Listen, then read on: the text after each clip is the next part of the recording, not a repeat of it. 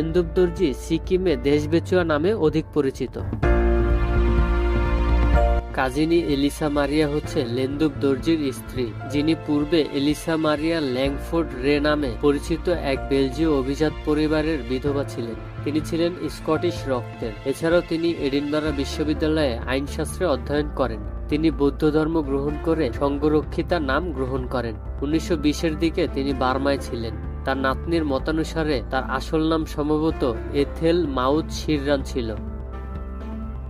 কাজী লেন্দুব দর্জি 2007 সালের 28 জুলাই ভারতের পশ্চিম বাংলার উত্তরবঙ্গের কালিম্পংয়ে নিজ গৃহে হৃদযন্ত্রের ক্রিয়া বন্ধ হয়ে মারা যান। কালিম্পং সিকিম রাজ্যের সীমানা লাগোয়া একটি জেলা। দর্জির মৃত্যুকালে বয়স হয়েছিল 102 বছর।